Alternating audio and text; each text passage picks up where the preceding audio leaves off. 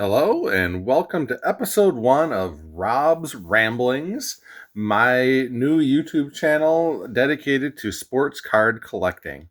My name is Rob, and I'm obviously talking about sports card collecting. I've got quite a bit to get through here in my first episode, so I'm going to get right to it, and I'm going to just say that I want this first episode to be dedicated to kind of my introduction to the YouTube world, kind of give you a little bit of my history and my background as a collector and why I've decided to start this channel up in the first place. I've been thinking about doing this for a number of years now, actually, and I've finally decided to get it rolling because recently a couple of buddies of mine, I think many of you probably know them, Brent Richards and Shane Shoebox Legends Diaz, have their monthly YouTube program that they put together called Ball Card Banter. And in their most recent episode, they in their discussion, they came around to both agree on the statement that was made that if it was not for the friendships and the connections that they've made in the YouTube world and this platform, they're not even sure that they would still be collecting baseball cards at all. Now, that's a pretty powerful statement from two dudes that I respect a lot in this hobby. And hearing them say that kind of gave me the nudge and the push that I needed to get my own channel off the ground. So here I am today, getting my channel off the ground. And I don't know that I'm going to have a lot of unique material and content to show you, but I'm going to pull from a lot of different places. And hopefully what ends up happening is that I'll put together something that's unique that gives a little different perspective on the hobby. So what I'm going to do today is just show you, I've got a stack of 6 cards that really embody my collecting style. And these are all baseball cards, although as I'm going to get into, I do collect all of the sports. But I've got a stack of 6 cards that are all baseball that kind of uh, exemplify my style of collecting for baseball cards. Now, up in the background, you can see I do have some cards. I've got all from 1980 Topps. Those are my 3 favorite Brewer players from when I was a kid. My favorite team, obviously, was the Brewers. And my favorite set growing up was the 1980 Topps set because that is the first set that I remember ever collecting as a kid. I collected basically through the 80s, and then I took a break for a while, and I'm going to get into that. But these autograph cards, I'm working on a project I'll get into in one of my episodes that trying to gather all of the 1980 Topps Brewers player cards autographed in autograph form. I do have the Molitor, Yount, and Gantner here. The Molitor is certified. The Yount is certified. The Gantner isn't certified, but I have every reason to believe it's legit. So anyways, that's a side project. I don't want to get into that today, but just to kind of give you a heads up about what that background is all about. But I want to talk about my history in the hobby. My story is the exact same as 90% of the people in the hobby right now. Collected as a kid, got out of it, and then the pandemic hit and got back into it. That's the broken record story that many collectors have, and that's my story as well.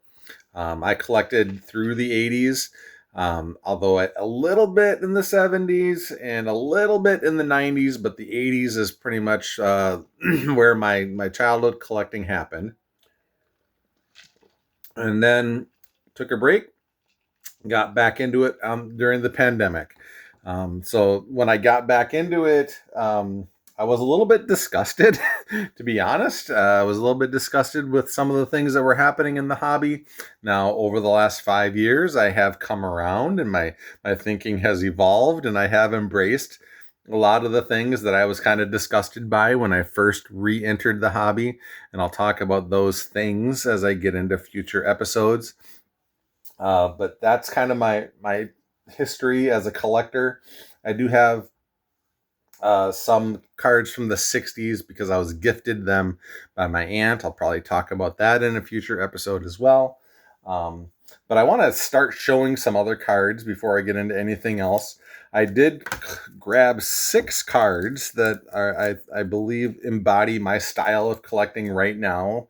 And I'm going to show each of those as I sprinkle them in throughout this episode. But this was the first one I grabbed. This is a 1963 Bob Uker. I don't care too much about the grade. This was my first ever copy of this card, and that's why I love it. I don't care that it's not perfectly centered. I don't care that the corners aren't sharp, but I do care that this is the first ever version of this card that I owned, and that's what makes it special to me. And it ended up being a grade of a 3, and that's just fine. But Bob Uecker has a special place in my heart. Obviously, I never saw him play as a player, but his impact was made on me and my entire family, really, in the broadcast booth, because I grew up listening to this man every single day. We hardly ever missed a broadcast of the Brewer games when I was a kid, and Bob Uecker was at the heart of that. And so naturally, I've gravitated towards his cards, and I actually like this card better than his rookie card. This is his second year card. His rookie card is multiplayer, and it's just got a little cutout of his head on it. Now, I would love to own the card, but it's super expensive. And for me, this one is his only card as a Milwaukee Brave when it's only him on the card. So that makes this card pretty special to me. So that definitely belongs in my set of 6 that would be embodying my style of collecting. Now, I want to also talk a little bit about my wife. I'm sure that I'll be mentioning her in future episodes as well, but she's been a support for me. She's been an angel, really. She allows me to display cards in the living room, in the den, in the bedroom even. I've got cards everywhere because she knows that it's something that I love, and she's all about it. So she's even gravitated towards some of the cards too, and started to really embrace some cards. I'll show you one that she gave me in just a little bit. But she's been my partner, and she's allowed me to kind of talk to her about the hobby, even though she's not super into it. She's been a good sport. So she's been my only person to talk about cards with. So I think she's going to probably be glad that I'm starting up this channel, because now I'll have hopefully some viewers that I can talk to about the cards I'm collecting, and not just her. But anyway, she's been wonderful. So as long as I've talked about her, I'll grab this card here. This is a card that she gave to me because we together kind of discovered one night that these existed. These are the Bob Ross painting cards. So Topps in 2023 came out with these cards that put Bob Ross paintings in the background with the players in the foreground. And this happens to be something called a paint splatter, parallel numbered to 99 with an autograph. And it's of my current, probably maybe my favorite current baseball player, Bryce Terang. He's not going to be breaking any home run records or anything like that, but he is the current reigning Platinum Glove Award winner in the National League, because he just plays the game right, plays hard, makes defense a priority, and he plays for my favorite team, so that makes him pretty high on my list. And this card, I think, is just gorgeous with the Bob Ross painting in the background. And of course, this one got a 10-10, which is great. It's got a 10 for the auto and a 10 for the card. So like I said, the numbers don't always matter to me, but when they do turn out to be high, that is kind of an extra bonus. So anyways, this one, because it's of who it is, and because my wife gave it to me, and just because of the way it looks, that definitely belongs in my set of 6 that embodies my style of collecting right now. Another thing I want to talk about is my teams. Like I've talked about the Brewers, and the Terang is special to me because he plays for the Brewers. My love of my teams really drives my collecting. Now, I know that's not the best way to do it if you're trying to make a lot of money at this, and that's not really my end game for collecting. My love of my teams has dictated how I've collected because my love of my teams came first. I love the Brewers. I love the Packers. I love the Bucks. I love the Canucks. The Canucks are my hockey team. And because I love those teams, that makes me want to collect those players because those are the guys I cheer for. Now, I know that those aren't going to make my collection super valuable, but it's going to make my collection mine. And that's what I like. I like to buy cards of guys that I'm cheering for. And now it makes it difficult when guys that I cheer for change teams. But, that's just part of it. And I move on. I had a nice collection of Josh Hader cards that, well, now I put them up on eBay then, but I still like. I've collected Josh Hader and I've collected Corbin Burns, and I still like those guys. But although they've moved on, I've kind of moved on from their cards as well. But at any rate, I wanted to show you that aspect of my collecting as well. Another one of these cards that embodies my collecting style. This was my childhood holy grail card. I never really thought I would end up having a copy of it when I was a kid, but here I am as an adult, and this isn't the super awesome version of it. It's a 3.5, but this is the first version of it that I ever owned, which makes it special to me. Now, it's not perfectly centered. It's got some issues with some corners, and that's okay.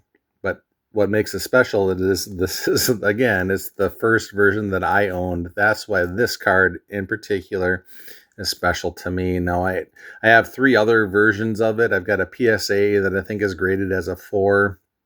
I've got a mini. I've got a archives shiny card that's got a patch on it. So I've collected this card in a lot of different forms, but this is the very first one I ever had. And obviously, being a Brewers fan as a kid, Robin Yount was the man. He was our shining star when I was a kid. So that one definitely belonged in my set of 6 that represents my style of collecting. Now, another thing I want to talk about is my teaching team. I've had several teachers about the hobby. Not that they've signed up to be my teacher, but I've learned a lot from these 4 guys. One of them is my brother, Big Al. He has his own channel, Big Al Cards. Now, he hasn't made a video for quite a while, but he has made many videos, like over 100 videos he has out there, I think, that are rips that he opens modern product. And I've learned a lot about the evolution of the hobby from his channel and from listening to him talk about the new products that are coming out. A lot of things I wouldn't know were happening in the hobby if I wasn't watching what he's putting out there. Another one of my teachers is the other 3 are guys that I'm sure if you're watching my video today, you are probably well aware of these other 3 because they're widely known in the hobby, in the card collecting YouTube community. One of them is Card Wolf CW. I've been watching his channel for years. He was the first regular YouTuber that I started watching in the card community. He opens just a ton of different kinds of packs, some vintage, some modern, some, and all sorts of different sports. He does non-sports, but Card Wolf, he's got a unique sense of humor that is kind of drawn in people. He's got a large following. Learned a ton from him. Another one of my teachers is Shane Shoebox Legends.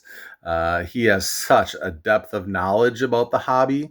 And not only does he know so much about the hobby, but he knows so much about the players. And he talks about each card that he shows on his channel. He gives special attention to, and just his depth of knowledge really is impressive. And then the last person I wanted to mention is Brent Richards. His style is so awesome. He follows a lot of the same mantra that I do, as cheap but awesome. He looks for those awesome cards that just look fantastic and that pop, that aren't going to break the bank, and that is really where I fall in my collecting as well. And he collected during the time where I really was not collecting, so I've learned a lot from him. And a lot of times when I watch his videos, I'll stop it in the middle of it and I go to eBay and find cards right then and there, because I want to make sure I add whatever he's showing, I wanted to add to my own collection as well. So I'll grab another one of these set of 6 that kind of embody my collecting style. I chose this one for a number of reasons. First of all, it's a Stadium Club card. I love Stadium Club. That's probably my favorite release each year is the Stadium Club, because I just love the photography. And this photograph is just outstanding. I believe this is from 2015 Stadium Club. I can't even imagine a more significant photograph in our hobby than this one. What we're looking at here, if you don't know, as Larry Doby and Jackie Robinson together. And if you don't know, I don't know why you're watching my channel right now, but these two gentlemen broke the color barrier in the American and National League, respectively. So this is, I chose this particular card because of the fact that it's just a base card. It's not a super valuable card, but to me, it's a significant card. Now, I know there are other versions of this card that might have different color printing or might be serial numbered to show scarcity, and that would make it more valuable. But to me, what makes this card awesome is the photograph itself. And it doesn't matter if this photograph is attached to a serial number or not. The photograph still stands for, stands alone.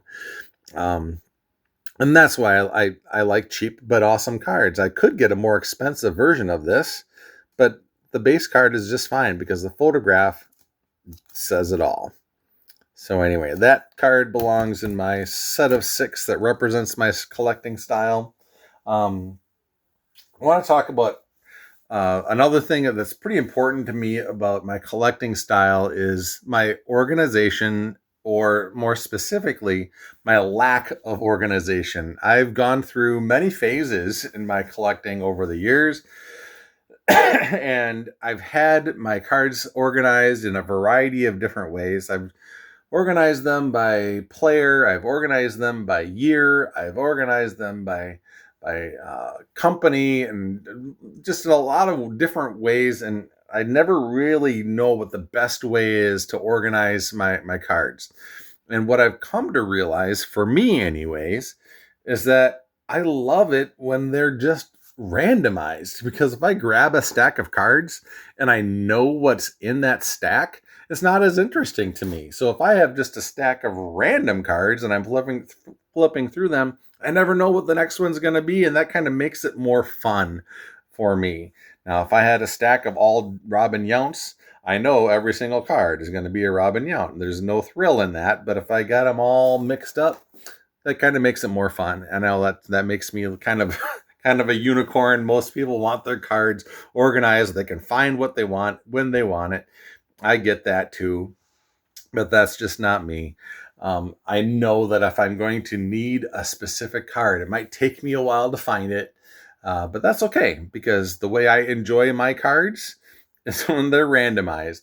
Now, I do have a little bit of an organization system in that I have grabbed cards and I put them in different categories as far as how cool they are, how much I value them. So one of them, the lowest level, is what I call Penny Lane, and those are just cards that I've put in penny sleeves. So I've got several boxes like this that are just in penny sleeves. I can just grab one out of here and we'll see what it is. Well, here it is. This is a post First Collector Series Robin Yount. I don't really know much more about it, but this is obviously a non-licensed company or card.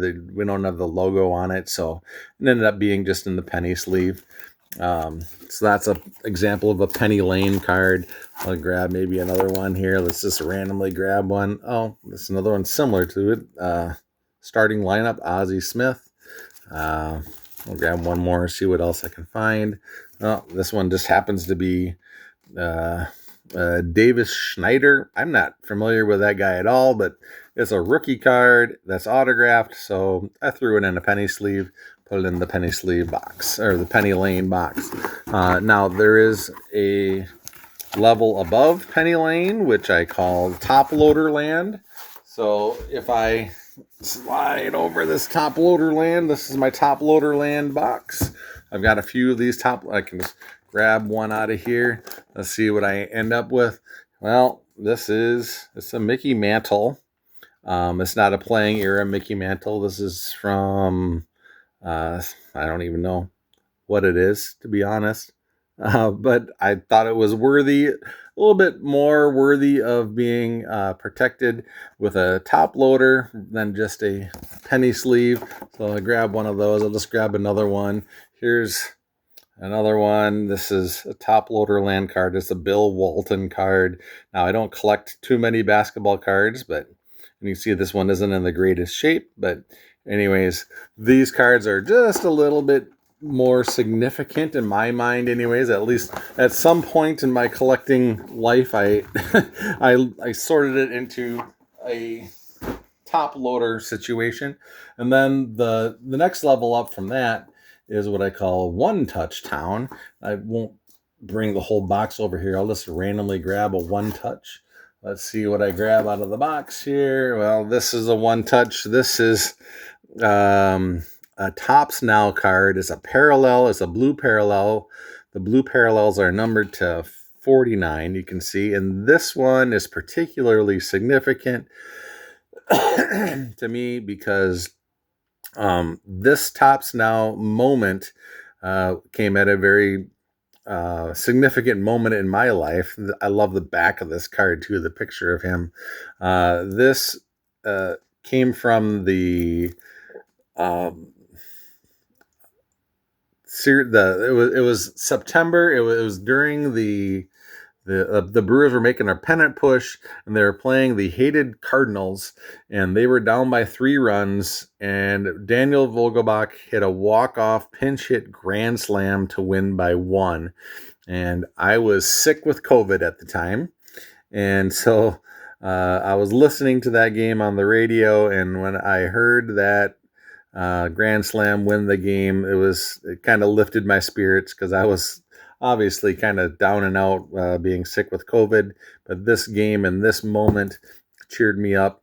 And celebration of all celebrations there at home plate with the bath. So anyway, so that's the kind of card that has significance to me. Now, I mean, I don't know if this card is valuable at all. It doesn't have a lot of value, but it is valuable to me because of the memory that's tied to it. And those are the types of cards that I end up end up in my one touch town. And then the last category is Slab City, and slabs are obviously the graded cards. So this is another one of my set of 6 that represent my collecting style.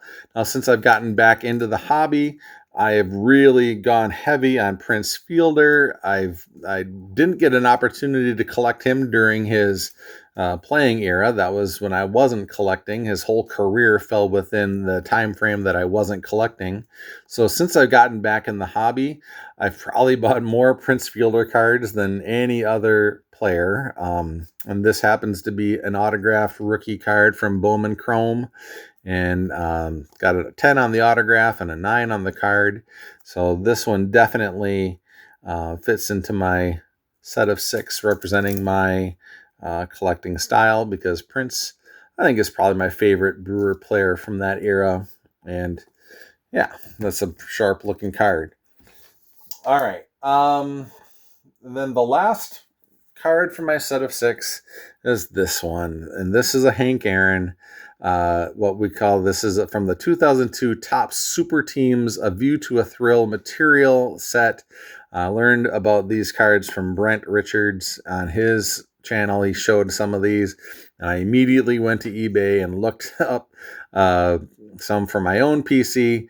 Now, what it is this is a seat relic. So it comes from Milwaukee County Stadium, and this is a chunk of a seat from Milwaukee County Stadium where I saw so many ball games when I was a kid, so many good memories from that stadium that no longer exists. It was demolished only 25 years ago or so now. So to find this card of Hank Aaron, who is a Milwaukee legend and one of my favorite players of all time, that is representing a stadium that means so much to me. This card really embodies everything I love about the hobby. It's got it all. It has a special place in my heart for memories, for the player, for the stadium, and just everything about it. Now, I got it graded. Sent it as soon as I bought it. I sent it in to get it graded and got an 8.5, and that's perfectly fine. It didn't really matter to me what that number was, but I just think that it looks so sharp in this tuxedo slab. And I'll probably talk about this in future episodes about my feelings about grading.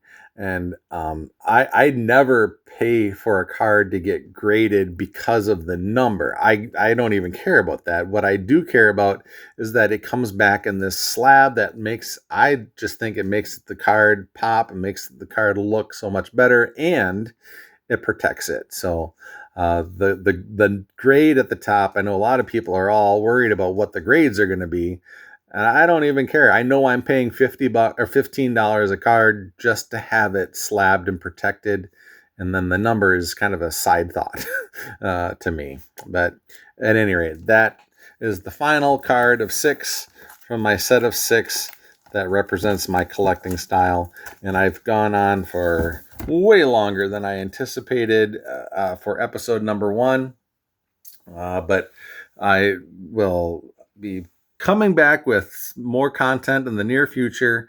So until then, stay true to yourself and enjoy your collecting.